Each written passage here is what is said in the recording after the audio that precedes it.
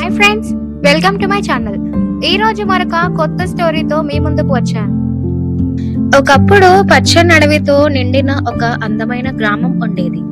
ఆ గ్రామంలో అన్ని జంతువులు కలిసి శాంతిగా సంతోషంగా జీవించేవి.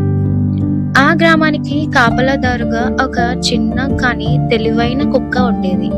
ఆ కుక్క పేరు చిన్ని. చిన్ని ప్రతిరోజు ఉదయం నుంచి రాత్రి వరకు గ్రామం చుట్టూ తిరుగుతూ ఎవరి ఆహారాన్ని దొంగలించకుండా జాగ్రత్తగా గమనించేది. కానీ అదే గ్రామంలో మరో జంతువు కూడా ఉండేది. అది పేరు ఒక నక్క.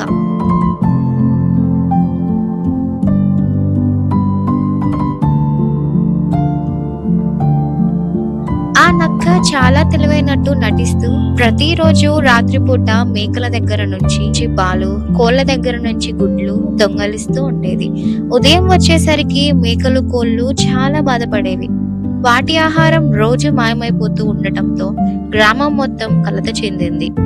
అప్పుడు చిన్ని ఈ దొంగ ఎవరో పట్టుకోవాలని నిర్ణయించుకుంది.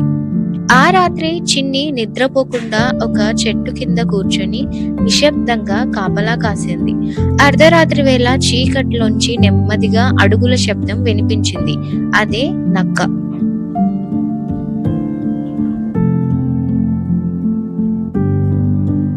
నక్క మేక గుడిసె వైపు చాటుగా నడుస్తుండగా చిన్ని ఒక్కసారిగా దాని ముందుకు వచ్చి అడ్డుకుంది.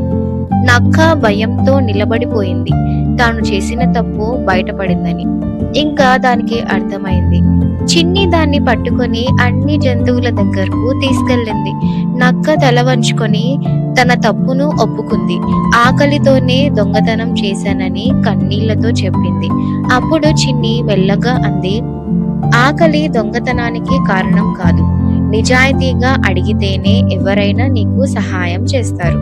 అన్ని జంతువులు కలిసి నక్కకు ఒక అవకాశం ఇచ్చాయి. ఇది ఇకపై దొంగతనం చేయకుండా పనిచేసి ఆహారం సంపాదించాలనుకుని ఉంది. ఇంకా ఆ రోజు నుంచి నక్క పూర్తిగా మారిపోయింది. నిజాయితీగా జీవించడం మొదలుపెట్టింది. చిన్ని వైపు కృతజ్ఞతతో చూసి తన జీవితాన్ని మార్చుకున్నందుకు సంతోషపడింది.